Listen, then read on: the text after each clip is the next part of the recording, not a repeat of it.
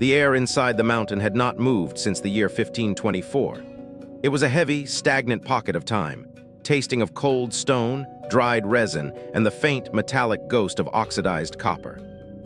Outside, the jagged peaks of the Peruvian Andes were being whipped by a relentless midnight gale, but here, behind 3 meters of solid granite, the silence was absolute.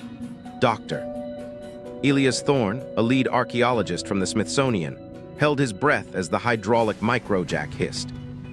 With a sound like a gunshot echoing through a cathedral, the final seal of the royal tomb of the Cloud King cracked. This wasn't just a discovery. It was a confrontation with a sovereign who had been erased from every map, every chronicle, and every memory for exactly 5 centuries. The beam of Elias' flashlight cut through the darkness like a blade, illuminating a cloud of dust motes that had been settled since before the Spanish conquistadors ever set foot on the continent.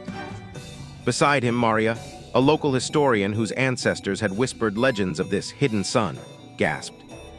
As the gap widened, the first thing they felt wasn't the gold or the jewels, it was the pressure. It was the weight of 500 years of secrets suddenly exhaling into the modern world. They were about to step into a room where history had stopped, frozen in the middle of a sentence that the rest of the world had forgotten how to read. The chamber was not a cold, damp cave, but a masterpiece of subterranean architecture. The walls were lined with polished obsidian that reflected their headlamps back at them like 1,000 dark eyes. As they stepped onto the floor, their boots crunched not on dirt, but on a carpet of iridescent feathers, millions of them woven into a tapestry that once depicted the history of a lost empire. In the center of the room sat the king. He wasn't lying down in a sarcophagus. He was seated on a throne of solid silver. His body mummified by the high-altitude dryness and wrapped in layers of silk so fine it seemed to shimmer with its own light. This was the king of the Chachapoya, the warriors of the clouds. For 500 years, he had sat in this mountain, guarding a truth that could rewrite the history of the Americas. Around his neck hung a pectoral of gold that depicted not the sun, but a star map that didn't match the sky of the 16th century. It was an astronomical anomaly, etched with a precision that should have been impossible without modern telescopes. The team stood paralyzed. In the corner of the room, heaps of emeralds the size of walnuts lay scattered like discarded marbles, but no one looked at them. Their eyes were fixed on the king's lap, where a single leather-bound book rested, a book that appeared to be of European origin, dated decades before Columbus was even born. The implications hit Elias like a physical blow. If this king had possessed a European codex in the 1400s, everything they knew about the discovery of the New World was a lie. The tomb was a time capsule of a globalized past that had been violently suppressed. As the team moved deeper, they found the walls covered in murals painted with pigments made from crushed lapis lazuli and gold leaf. The scenes didn't show battles or sacrifices, they showed ships vast. Multi-masted vessels with sails like dragon wings, trading in a harbor that looked suspiciously like ancient San Francisco or the coast of Oregon.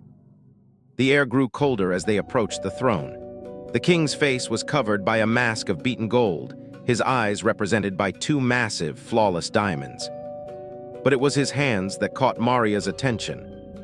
He was clutching a staff made of a strange, translucent alloy that hummed with a low-frequency vibration when the archaeologists' electronic equipment came near it.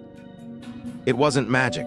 It was a lost technology, a mastery of metallurgy that had vanished during the Great Purge of the 1520s.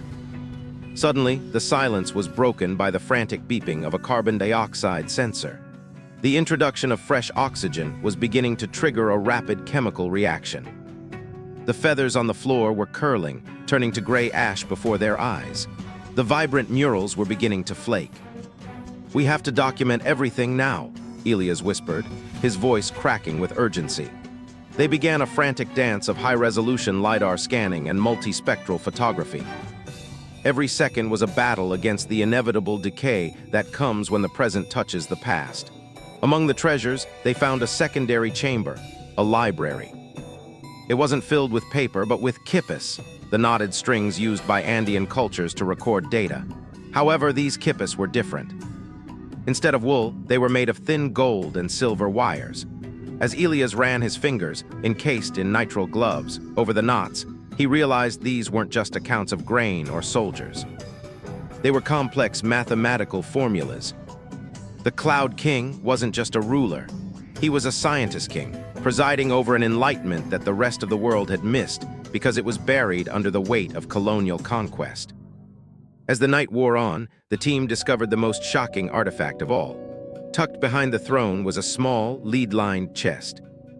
Inside, preserved in a vacuum of ancient resin, was a mechanical device, a series of interlocking bronze gears that resembled the Antikythera mechanism of ancient Greece, but far more advanced. It was a clock, and it was still ticking. The sound was faint, a rhythmic click-clack that had been the heartbeat of the mountain for half a millennium. It was a calendar that tracked the movement of the planets with an error margin of less than a second per century. The story of the tomb's opening spread like wildfire through the satellite uplinks the team had established.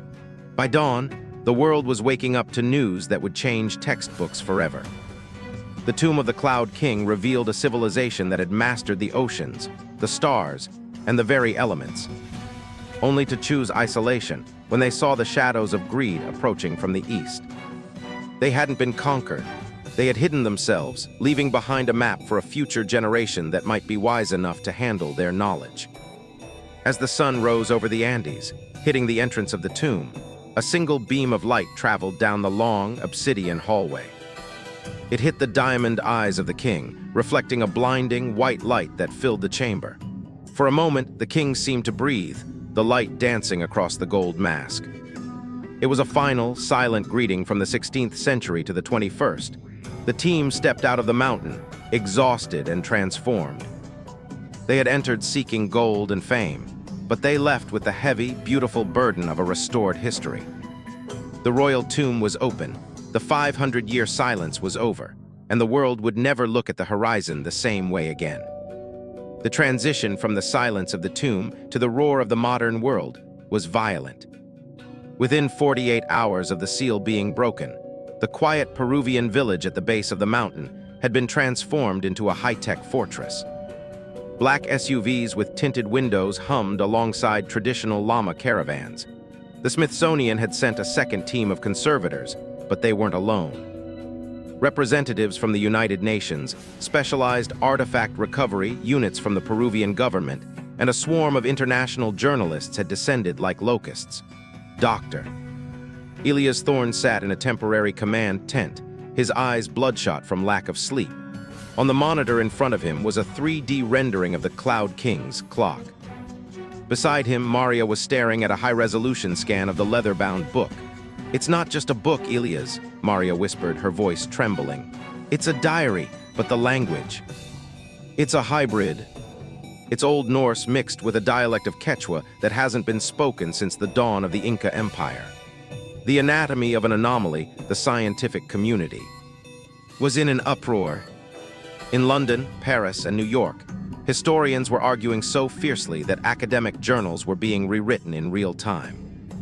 The Cloud King discovery broke the cardinal rule of history, that cultures remained isolated until the Great Age of Discovery.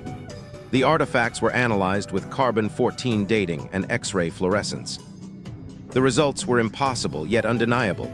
The clockwork, the bronze gears were not made of standard copper and tin. They contained traces of iridium, a rare metal often found in meteorites, which gave the mechanism its unnatural hardness and resistance to friction. The golden Khipus, these weren't just records. When the wire knots were run through a digital scanner, they translated into a binary-like code. The warriors of the clouds had developed a form of tactile computing centuries before the vacuum tube. The mystery of the foreigner, King the Greatest Shock, however, came from the DNA analysis of the king's remains. The world expected a high-born Andean noble. What they found was a genetic puzzle. The king was a mosaic, part indigenous South American, part North African Berber, and a small, unmistakable percentage of Scandinavian. He wasn't just a ruler, Elias told a packed press conference via satellite. He was the result of a global convergence we previously thought impossible. 500 years ago, this mountain was the center of a secret world. While Europe was burning heretics and fighting over small patches of land, this cloud kingdom was practicing a form of planetary science. But as the fame grew, so did the danger.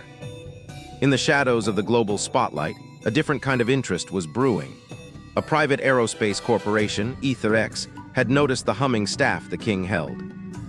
Their sensors had picked up a unique electromagnetic signature, a form of cold energy conduction that modern physics still struggled to replicate. One night, a week after the opening, the camp's security was breached. It wasn't looters looking for gold, it was professionals looking for the staff of the clouds. The midnight heist the raid happened at 3:00 a.m. A thick fog, the legendary cloud of the Chachapoya, had rolled in, blinding the perimeter cameras. Silent, black-clad figures bypassed the motion sensors with terrifying ease. They weren't interested in the emeralds or the silver. They headed straight for the climate-controlled vault where the king's staff was kept. Elias, who had been sleeping in the lab to monitor the atmospheric sensors, was woken by the smell of ozone. He saw a man standing over the staff, holding a device that neutralized its hum. "You don't know what you're touching," Elias said, his voice remarkably calm despite the adrenaline. The intruder didn't speak. He raised a silenced pistol. But before he could fire, the vault's lighting flickered. The staff, sensing the proximity of the unauthorized electronic device, released a pulse of static electricity. The intruder was thrown back against the reinforced glass, his device shattering into 1,000 pieces. The alarm finally screamed. Maria and the Peruvian guards burst in, but the intruders had already vanished into the fog, leaving behind only a high-tech tracking tag, labeled with a corporate logo that didn't exist in any public registry. The message in the knots: the incident forced the team to move the most sensitive artifacts to a secure, undisclosed location in the United States. In a high-security lab beneath the Smithsonian, Elias and Maria worked to decode the final, largest golden Khipus found at the king's feet. It took 3 months of supercomputing power to crack the knot logic. When the translation finally scrolled across the screen, it wasn't a warning or a list of conquests. It was a letter to the future. To those who find the silence, we chose the dark so the light would not be stolen. We saw the iron ships coming from the east, carrying a god of gold and a breath of smallpox. We knew our wisdom would be turned into a weapon, so we buried the sun. Do not seek the power of the stars until you have learned to feed the hungry on your own soil. The clock is set. The alignment begins. The clock found in the tomb wasn't just a calendar, it was a timer. It was counting down to the year 2027, the date depicted on the king's star map. The legacy of the Cloud King, the opening of the tomb, didn't just provide gold for museums. It provided a mirror for humanity. We found out that 500 years ago, a group of people from across the globe had come together to hide a technology that the world wasn't ready for. They saw the colonial greed of the 1500s and decided to delete themselves from history to protect the future. As Elias stood on the balcony of the Smithsonian, looking out over the National Mall, he felt a strange sense of peace. The king was back in the mountain now. The Peruvian government had insisted on reinterring the body after the study was complete, but the knowledge was out. The royal tomb wasn't a grave, it was a time capsule. And as the year 2027 approached, the world began to watch the stars a little more closely, just as the Cloud King had done 5 centuries ago. The discovery of the Cloud King was no longer just an archaeological find. It had become a matter of national security and scientific obsession. As the world pivoted toward the mysterious date of 2027, the focus shifted from the tomb's gold to the physics of its most baffling artifact, the iridium staff. The physics of ancient resonance back in a specialized underground facility in Virginia, the staff sat suspended in a vacuum chamber. Doctor. Elias Thorne watched through a lead glass window as the staff began to glow with a soft, azure light. It wasn't powered by a battery or a reactor. It was reacting to the Earth's own magnetosphere. The lead physicist, Dr. Aris Thorne, no relation to Elias but equally curious, pointed to a monitor displaying a complex wave pattern. It's not just vibrating, Elias, it's harmonizing. The iridium alloy is structured at a molecular level to catch low-frequency gravitational waves. The secret voyage. 1480 to 1495, while the physicists poked at the staff. Maria had been obsessed with the leather-bound Diary of the Hybrid King through grueling linguistic analysis. She began to piece together the voyage that brought a Norse-Berber navigator to the heart of Peru decades before the Spanish. The story was epic in scope. The departure, a small fleet of dragon ships left a dying settlement in Greenland, fleeing a brutal winter and a plague. The crossing, they didn't sail east to Europe. They sailed south and west, guided by a Berber navigator who possessed maps from the lost library of Alexandria. The Amazon ascent. They entered the mouth of the Amazon, trading iron and glass for the knowledge of the rainforest tribes. The Andean Union. By the time they reached the mountains, they weren't conquerors. They were refugees with superior metallurgy. They married into the Chachapoya royalty, creating a scientific monarchy that blended European navigation with Andean astronomy. The Ether X conspiracy deepens. The mystery took a dark turn when Elias discovered that the Ether X corporation was actually a front for a shad consortium of global billionaires. They weren't interested in history. They had realized that the King's star map didn't just point to an alignment. It pointed to a mineral-rich asteroid that would pass dangerously close to Earth in 2027. The staff wasn't a weapon. It was a signaling device, a gravity anchor designed to pull that asteroid into a stable orbit, providing the world with enough rare earth metals to power 1,000 years of clean energy. The Cloud King had planned to save the world 5 centuries after his death. They want to monopolize the asteroid, Elias realized, looking at the decrypted files he'd intercepted. If EtherX controls the staff, they control the future of the planet's energy. The final stand at the Smithsonian, the climax came on a rainy Tuesday in Washington, D.C. EtherX launched a legal and physical hostile takeover of the Smithsonian's research wing, claiming the artifacts were unstable and hazardous to public safety. But Elias and Maria had a different plan. They knew the staff could only be activated by a specific harmonic sequence, a song recorded in the knots of the golden Khipus. As the private security teams breached the lab doors, Maria didn't reach for a weapon. She reached for a flute carved from a condor bone, an exact replica of one found in the tomb. She began to play a haunting, microtonal melody. The effect was instantaneous. The staff began to hum, a sound so deep it could be felt in the marrow of their bones.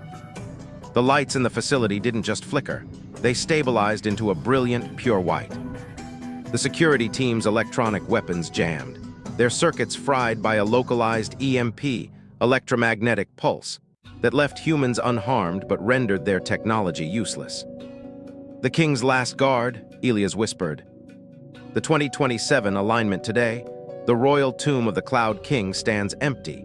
Its treasures moved to a high-security international trust under the watch of the UN. But the mountain in Peru is no longer silent.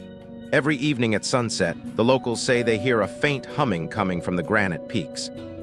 The world is now preparing for the 2027 alignment. Space agencies across the globe, NASA, ESA, and even private firms are collaborating for the first time in history.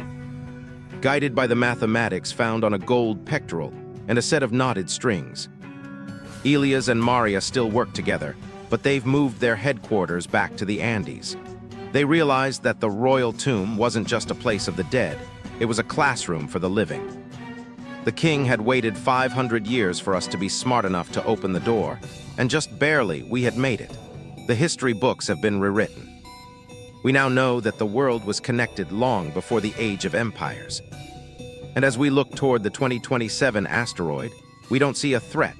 We see the legacy of a king who saw the stars from the clouds and dared to dream of a future where knowledge belongs to everyone. The year 2027 did not arrive with a whisper, but with a global tremor of anticipation. The world's telescopes were all pointed at a single coordinate in the southern sky. Object CK 1524, the asteroid predicted by the Cloud King's Golden Star map. While the public watched the skies, Elias and Maria returned to the mountain. They realized that the tomb was not just a repository, it was the control room for a planetary scale event. The iridium staff had been returned to its original socket in the silver throne, and as the asteroid approached, the tomb began to wake up. The science of the gravity anchor, the mechanism was far more elegant than the tractor beams of science fiction. The Cloud King's people had understood that gravity is not just a pull, but a curvature of spacetime that can be manipulated through resonance. The staff acted as a phase conjugate resonator. As the asteroid entered the Earth's gravitational well, the staff emitted a frequency that created a soft landing spot in the orbital plane. Dr. Eris Thorne's final calculations showed that the energy required to shift the asteroid's path was actually provided by the asteroid itself, using its kinetic energy against its own momentum. The night of the blue sun on July 14, 2027, the asteroid reached its perigee. To the naked eye, it looked like a second moon, glowing with a faint, iridescent blue light, a result of the ionized gases reacting with the staff's resonance field. In the tomb, Elias and Maria watched as the obsidian walls began to display data. The Khipus knots weren't just strings, they were fiber optic channels. The light from the asteroid was being beamed directly into the mountain, decoded and stored. It's a data transfer, Maria realized, her face illuminated by the glow of 500-year-old technology. The asteroid isn't just gold and iridium, it's a hard drive. It contains the collective knowledge of the starseers who preceded the Chachapoya. The transfer lasted for exactly 12 minutes. When it was over, the asteroid settled into a perfect, permanent orbit, a new satellite of wisdom that would provide the Earth with virtually limitless rare earth elements, and more importantly, the history of a lost cosmic civilization. The hidden chamber, the king's true identity as the energy in the tomb faded, a final mechanism triggered. The silver throne slid forward on silent tracks, revealing a small, hidden staircase leading even deeper into the mountain. Elias and Maria descended into a room that looked like a modern laboratory. On the walls were schematics for desalination plants, atmospheric scrubbers, and botanical hybrids that could grow in the harshest deserts. These weren't ancient myths, they were blueprints for a sustainable future. In the center of the room was a final mummy, much smaller than the king. The inscription was in a clear, legible script, half Latin, half Arabic. The echoes of the 2027 Night of the Blue Sun did not fade into silence. Instead, they became the foundation for a new era of human existence. The royal tomb, once a dark secret buried under granite, had become the epicenter of a global cultural and scientific renaissance. As the story of the Cloud King reaches its final page, we look at the ultimate resolution of a mystery that was 5 centuries in the making. The Great Decryption, 2028-2035. Following the data transfer from the asteroid, the United Nations established the Cloud Kingdom Institute, CKI. The task was monumental, translating the Golden Khipus Library. These weren't just archives of the past, they were a roadmap for a post-scarcity civilization. One of the most profound discoveries was the bioresonance formula. The Cloud King's people had found a way to stimulate crop growth using specific sound frequencies, the same microtonal scales Maria had played on the condor bone flute. By 2032, vertical farms across Africa and Central Asia were using these ancient melodies to increase yields by 400% without a single drop of chemical fertilizer. The last secret of the foreigner king in the final months of the project, Elias Thorne made one last trip into the deepest sanctum of the tomb. He wasn't looking for gold or gadgets. He was looking for the king's personal log, not the official diary, but the private knot found tucked inside the mummy's silver-threaded tunic. When Maria finally decoded it, the truth was more human than any of them had imagined. The king wasn't just a refugee, he was an exile. His Norse ancestors hadn't just fled Greenland. They were fleeing a fundamentalist regime that feared their scientific curiosity. The sealing of the sanctuary in 2038, at the age of 72, Dr. Elias Thorne oversaw the final ceremony at the mountain. The scientific work was done. The technology had been shared. The world was healing. A massive, transparent diamond glass shield was placed over the entrance of the tomb. It wouldn't hide the interior, but would protect it while allowing the world to look in. The Cloud King remained on his silver throne, his golden mask reflecting the visitors who came from every corner of the Earth to pay their respects to the man who saved the future from the past. Maria stood beside Elias as the final hydraulic seal engaged. "You know, Elias," she said, looking at the distant blue glow of the asteroid in the afternoon sky. "He didn't just give us energy and food, he gave us a common history. For the first time, we aren't Westerners or Andeans, we are just the people of the clouds." Elias nodded, his hand resting on the cold granite. "He waited 500 years for us to grow up. I think we finally did, the legacy in the stars today. The Blue Moon, asteroid CK-1524, serves as the primary docking station for humanity's first interstellar vessels. The ships are powered by iridium resonance engines, a direct evolution of the King's staff. As the first crew prepared to leave the solar system for Proxima Centauri, they carried a small replica of the golden Khipus. It wasn't just a mascot, it was a reminder. The royal tomb had taught humanity that the greatest treasures are not those we dig up, but those we pass on. The story that began in 1524 with a grieving queen sealing a mountain ended in a future where the mountains were no longer walls, but launching pads. The silence of the tomb had finally become the song of the stars. The Cloud King had been a protector, but his daughter had been the architect. The tomb was a gift from a family that had seen the destruction of the old world and decided to build a firewall for the new one. The new dawn, the discovery changed everything. The threat of resource wars vanished overnight as the wealth of the Cloud King, the asteroid, was declared a global commons by the UN. The technology found in the hidden chamber began to reverse the effects of climate change within a decade. Elias Thorne eventually retired to the Andes, living in a small house near the mountain. He often looked up at the blue moon in the night sky. He knew that people still called him the man who opened the tomb, but he preferred a different description. He was the man who finally answered the door. History was no longer a record of what we lost, but a map of what we could become. The royal tomb was closed again, not to hide its secrets, but because its work was done. The king was finally at rest, and the warriors of the clouds had finally completed their longest watch. Epilogue, a note from the future in the year 2127, 100 years after the alignment. A young student in a thriving Green Lima asked her teacher, "Why did they wait 500 years to tell us?" The teacher smiled and pointed to the sky, where the asteroid still glowed.